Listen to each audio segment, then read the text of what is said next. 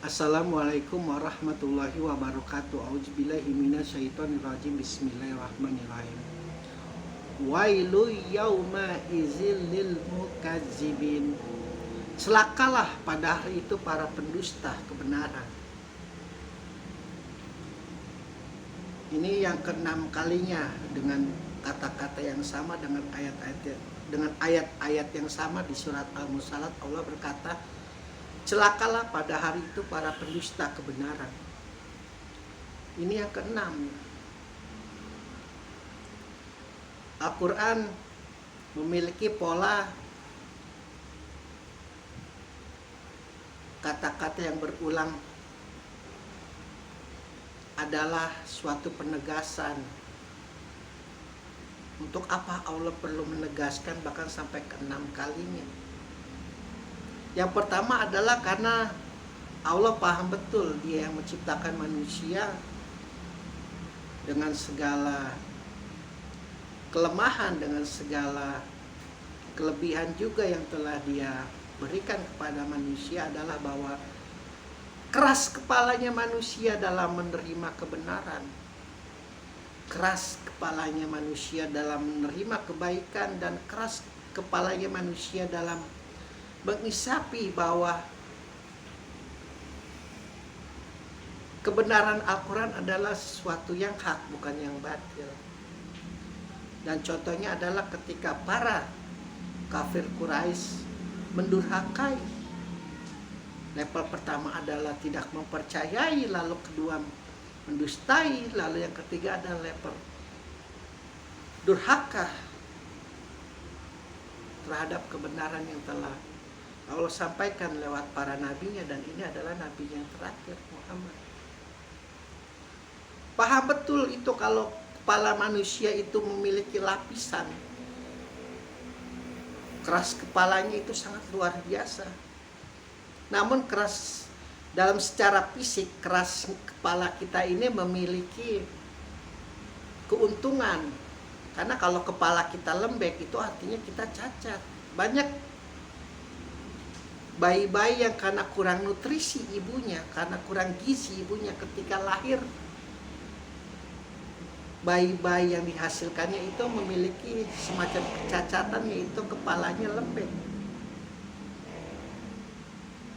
Memang secara fisik, secara lahiriah, keras kepalanya kita ini adalah suatu keniscayaan yang harus kita miliki, karena dia melindungi apa itu yang disebut dengan otak, tempat di mana berkumpulnya sel-sel saraf otak yang akan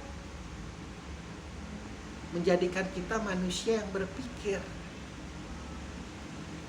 Dan Allah paham betul manusia yang berpikir ini, kalau cara pikirnya salah, kalau pola pikirnya salah, tersesat, sangat jauh dari Dia, itu akan menghasilkan keras kepala yang sangat tebal, sesuai dengan apa yang telah Dia fitrahkan kepada manusia. Itu keras kepalanya itu yang justru melindungi manusia itu dari kerusakan yang ditimbulkan akibat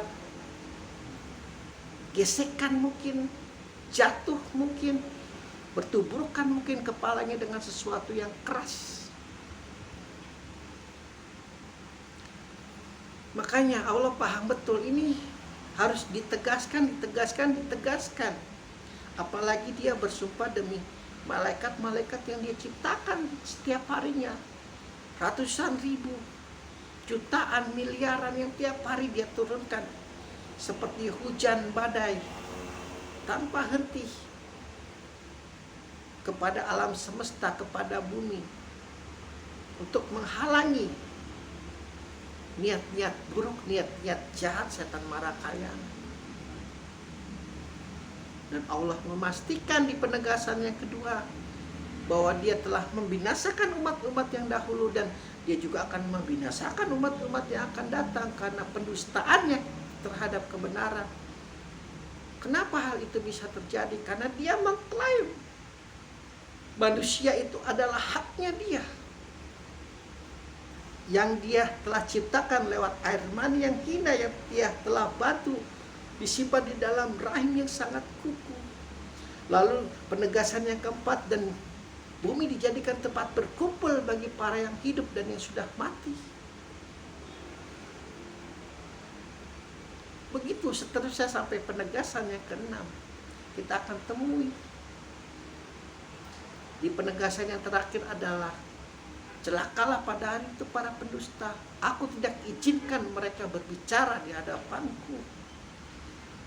Sehingga mereka tidak diizinkan berbicara itu, sehingga mereka tidak bisa minta maaf terhadap apa yang telah mereka lakukan.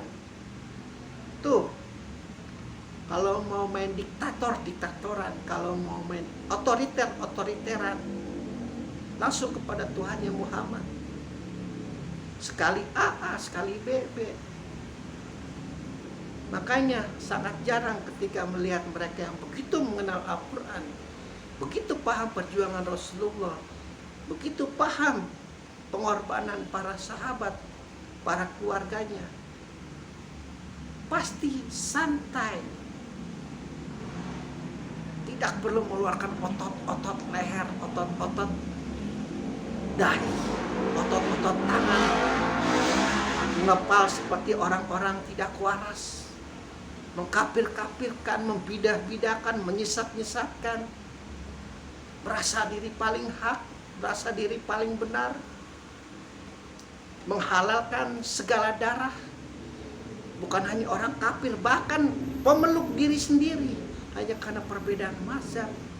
Dan itu sebenarnya hanya dijadikan sebagai topeng, yang pada akhirnya adalah ingin mengejar dunia, ingin mengejar jabatan, ingin mengejar popularitas, ingin dihargai, ingin dihormati sebagai raja. Sungguh menjijikan orang-orang semacam itu. Untuk itulah Allah menghukum mereka. Kau tidak kuizinkan untuk berbicara. Tuh, Allah kalau sudah marah seperti itu. Kau gunakan ayat-ayatku, kau pakai nabiku, kau pakai lambang Islamku, hanya untuk memuaskan hawa nafsumu. Tidak aku izinkan kau berbicara sehingga kau bisa meminta maaf kepadaku. Apa yang telah kau lakukan ketika hidup pun akan kulakukan engkau ketika engkau menuju kepadaku di hari penghisaban. Manusia itu sekali lagi di ayat-ayat pertama yang telah kita bahas adalah kuman. Sekaya apapun dirimu, sepintar apapun dirimu, secerdas apapun dirimu, bahkan Adam yang paling cerdas pun boleh dibilang dia adalah nabi yang paling pendiam di antara nabi yang lain. Kalau dia tidak ditanya, dia tidak akan menjawab. Kalau dia tidak diajak berbicara dulu, dia tidak akan mengajak berbicara orang lain.